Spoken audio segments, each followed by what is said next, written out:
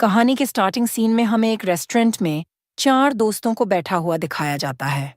उनके ग्रुप में 3 लड़के और 1 लड़की थी। उन्हीं में से एक लड़के का नाम माइक था। चारों आपस में बातें कर रहे होते हैं कि हैलोवीन आने वाला है, तो क्यों ना हम लोगों को टॉर्चर करें। माइक अपने दोस्तों से कहता है कि मैं हमेशा की तरह जैकब को बुली करने वाला हूँ, उसे टॉर्चर करूंगा। यानी जैकब बहुत अच्छा सीधा साधा लड़का था जिसको हर साल माइक उसे तंग किया करता था। उनकी इस प्लान को सुनकर उनको फीमेल फ्रेंड उन्हें मना करते हुए कहती है कि तुम लोग ऐसे किसी को बेवजह परेशान नहीं कर सकते, और जैकब का आखिर क्या कसूर है जिसे तुम लोग हर साल सताते हो। तब माइक कहता है कि तुम्हारे सवाल में ही तुम्हारा जवाब है, हम सभी उसे हर साल सताते हैं और ये हमारी अब आदत जो बन चुकी है। तुम्हें क्या पता कि उसे टॉर्चर करने में कितना मजा आता है। उनकी फीमेल फ्रेंड अपने बेस्ट फ्रेंड को भी मना करती है कि ऐसा तुम नहीं करना, लेकिन जब उसकी बात को नहीं मानता तब वह वहां से उठकर चली जाती है। खाना खाने के बाद जब सभी रेस्टोरेंट के मैनेजर के पास बिल पे करने के लिए जाते हैं, तब मैनेजर उनसे पूछने लगता है कि हैलोवीन आ रही है, तुम लोगों के क्या प्लान्स हैं। तब माइक उससे कहता है कि हम एक लड़के को बहुत ही बुरी तरह से टॉर्चर करने वाले हैं, जिसमें हमें बहुत ज्यादा मजा आने वाला है। तब मैनेजर उन सभी दोस्तों से कहता है कि चलो मैं जानना चाहता हूँ कि तुम सभी कैसे उसे टॉर्चर करने वाले हो। माइक कहता है कि नहीं, ये मेरी और मेरे दोस्तों का प्लान है, लेकिन मैनेजर काफी रिक्वेस्ट करने लग जाता है, इसीलिए वो उसे अपने साथ ले जा जैकब को टॉर्चर करने के लिए। जैकब एक ऐसा लड़का था जिसका दिमाग सही से काम भी नहीं करता था और ना वो ज्यादा कुछ सोच पाता था। उसे कैंडी खाना बहुत ज्यादा पसंद था, जिससे वो उसे एक पंपकिन बास्केट में लिए फिरता था। अब वो एक फेस्टिवल की तरफ जाता है। दरअसल वो यहाँ पर एक वर्कर के तौर पर आया था। उस फेस्टिवल का ऑनर उससे कहता है कि तुम अपने काम को सही से निभाना, पूरे लगन से काम करना, और याद रहे ऐसी कोई भी हरकतें ना करना जिससे तुम्हारी और मेरी बेइज्जती हो, इंसल्ट हो। तब ऑनर उससे कहता है कि शो शुरू होने ही वाला है, तुम जाकर अपनी तैयारी कर लो। लेकिन जैकब जैसे ही बाहर आता है तो उसके सामने माइक के साथ उसके सभी दोस्त खड़े होते हैं, जो कि उसे तंग करना स्टार्ट कर देते हैं। लेकिन जैकब यह सब बर्दाश्त करके एकदम से तंग हो चुका था। वो खुद को डिफेंस में माइक को धक्का दे देता है ताकि उसे कुछ ना कहें। लेकिन अब माइक को और ज्यादा गुस्सा आ जाता है और वह उसे काफी बुरी तरह से मारने लगता है। उसके सभी साथ मिलकर उसे मार रहे थे। अब जैकब को ज्यादा मार देने की वजह से वो वहीं पर अपना दम तोड़ देता है। वहीं पर छुपकर माइक की फीमेल फ्रेंड भी देख रही थी, जिसे देखकर वह काफी ज्यादा नर्वस हो जाती है कि ये लोग आखिर कैसे किसी की जान ले सकते हैं। जिसके बाद जब माइक के दोस्त घर जाते हैं, तब उन्हें इस बात का कोई भी रिग्रेट नहीं होता कि हमने किसी की जान ले ली है, बल्कि वह कहते हैं कि जैकब की ही गलती थी। हम हर साल उसे टॉर्चर करते थे और वो हमारा टॉर्चर बर्दाश्त कर लेता था, लेकिन इस बार उसने खुद को प्रोटेक्ट करने के चक्कर में मुझे धक्का दिया। तो क्या मुझे गुस्सा नहीं आता? मतलब को ये बहुत ज्यादा जालिम थे। सभी दूसरी तरफ हम देखते हैं कि माइक की वही फीमेल फ्रेंड बहुत बुरा फील कर रही होती है जैकब को लेकर। फेस्टिवल का ओनर को जब पता चलता है कि जैकब को किसी ने जान से मार दिया है, तब उसे बहुत गुस्सा आता है कि आखिर मेरे वर्कर को मारकर कैसे जा सकता है। फेस्टिवल का ओनर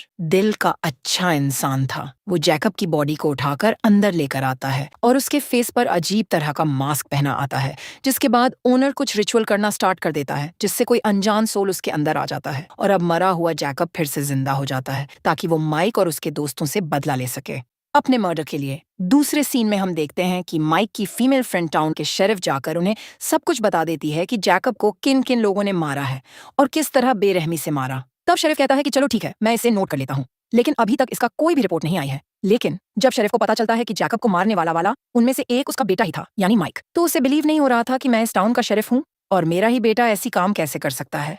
तो वह सीधा फेस्टिवल के ओनर के पास जाता है और उससे पूछता है कि जैकब कहाँ है और उससे क्या हुआ था। तब ओनर उससे कहता है कि सबको गलत लगा कि वो मर गया है, वो बस थोड़ा सा जख्मी था, इसलिए रेस्ट करने के लिए मैंने उसे घर भेजा है। क्योंकि ये बात तो सच थी कि जैकब के रिचुअल के बाद हम उसे मरा हुआ तो काउंट नहीं कर सकते थे ना। जिसके के बाद शेरिफ सीधा जैकब के घर जाकर दरवाजा नॉक करता है, लेकिन जब कोई भी दरवाजा नहीं खोलता तब वह वापस आ जाता है।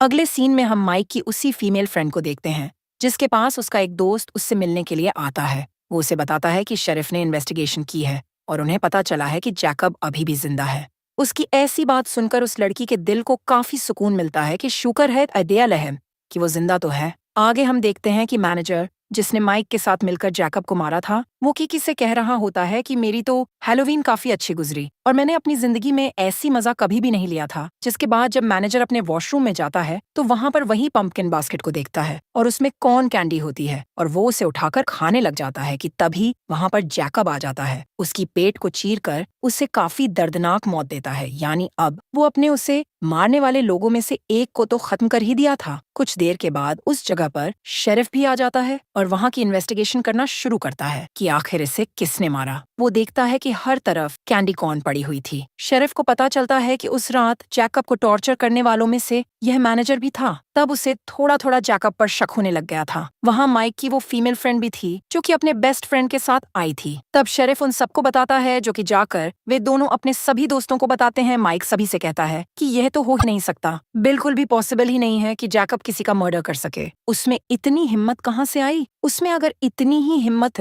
होती तो खुद को बचा ना लेता। मैं तो नहीं मानता कि जैकब ने ही उस मैनेजर की मर्डर किया होगा। हो सकता है कि उसकी किसी दुश्मन ने उसका मर्डर किया हो। उसकी बात सुनकर सभी ऐसा ही सोचने लगते हैं कि हाँ, हो सकता है। लेकिन जैसे ही सभी माइक के घर से चले जाते हैं तब उसे उसके अपने घर में अजीबोगरीब हरकतें होना शुरू हो जाता है। आगे जाकर उसे वही पंपकिन बास्केट दिखाई देती है। वह बहुत ही हैरान हो जाता है यहाँ पर कैसे, और उसी हैरानी के साथ जैकब उस पर अचानक वो उसे दीवार में सटाकर उसे उसके शरीर से उसकी स्पाइनल कॉर्ड यानी उसकी रीढ़ की हड्डी ही बाहर खींच देता है, जिससे उसकी फौरन मौत हो जाती है।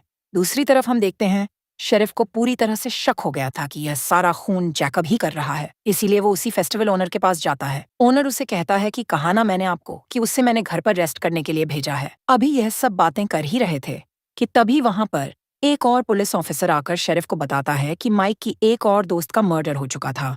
जब शेरिफ वहां पर आया तब वो फिर से वहीं पर पड़ी कॉर्न कैंडी दिखाई देती है। अब शेरिफ का शक ही नहीं बल्कि उसे पूरी तरह से पता चल चुका था कि इन सब के पीछे जैकब का ही हाथ है। जैकब के घर जाता है लेकिन उसे कहीं पर भी जैकब दिखाई नहीं देता। घर चेक करने के बाद जब वह उसके बेड के नीचे देखता है तब उसे वहां पर एक अजीब सी डेड बॉडी पड़ी होती है जो कि पूरी तरह से सड़ चुकी थी। और यह डेड बॉडी किसी और का नहीं बल्कि जैकब की मदर की ही थी। लेकिन इस डेड बॉडी का बाकी के होने वाले मर्डर से कोई भी संबंध नहीं था। जिसके बाद शेरिफ वहां से निकलकर बाहर की तरफ जैकब का तलाश करने चला जाता है और वो अपने बेटे को कॉल करके उसे घर से बाहर निकलने से मना करता है। वो कहता है कि अगर तुम घर से बाहर निकल भी गए तो तुम अपनी जान हाथों से धो बैठोगे। शेरिफ शहर में होने वाले कार्निवल्स, फेस्टिवल्स और बाकी के इवेंट्स को रोक देता है और कहता है सभी अपने घरों में ही रहे, बाहर बिल्कुल भी ना निकले। उसकी इस तरह की बात को सुनकर सभी लोग बहुत ज्यादा गुस्सा हो जाते हैं। उधर फेस्टिवल का जो ओनर होता है उसके सभी वर्कर उससे कहने लगते हैं कि आखिर क्या है जो आप हमसे छुपा रहे हैं और आखिर हम अब कमाएंगे कैसे, हमारा घर कैसे चलेगा। तभी उनमें से एक आदमी जिसका नाम बिशप होता है वो फेस्टिवल की ओनर से कहता है कि क्या जो तुम कह रहे हो वो ठीक है, तुम जो भी कहोगे मैं उस पर बिलीव कर लूंगा। तब वो ओनर कहता है कि हाँ, मैं बिल्कुल ठीक कर रहा हूँ। हमारे जैसे लोग हमेशा टॉर्चर होते आए हैं और माइक जैसे बड़े घर के लोग हमेशा हमें टॉर्चर करते आए हैं। ये उनकी आदत बन चुकी है, दूसरों को सताना और उनका दिल दुखाना।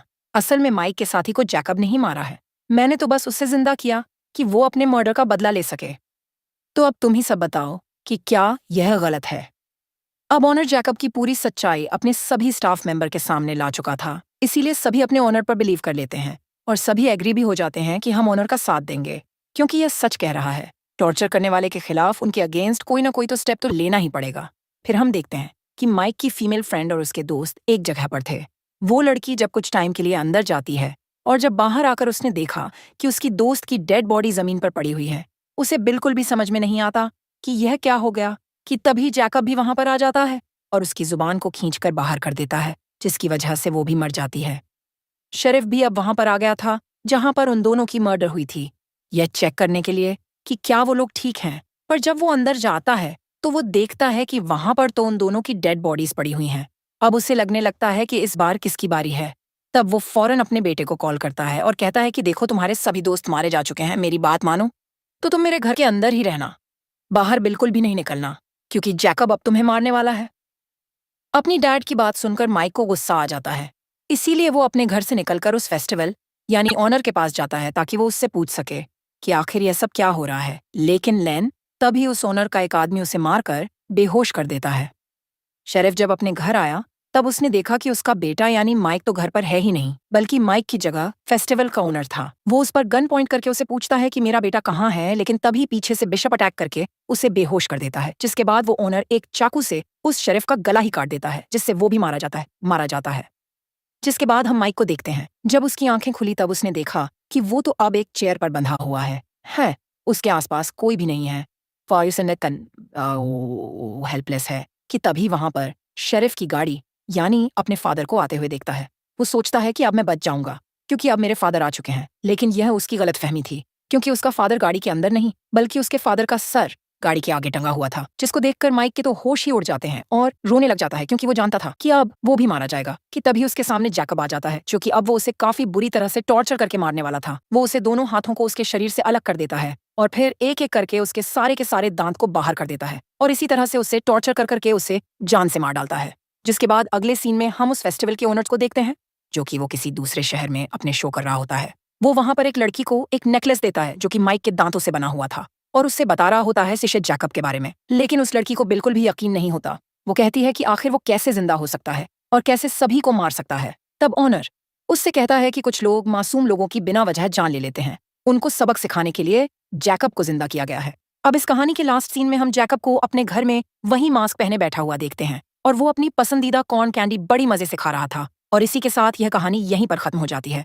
ऐसे ही और मूवी एक्सप्लेनेशन वीडियोस देखने के लिए वीडियो को लाइक और कमेंट में नेक्स्ट लिखना ना भूलें। Thanks for watching.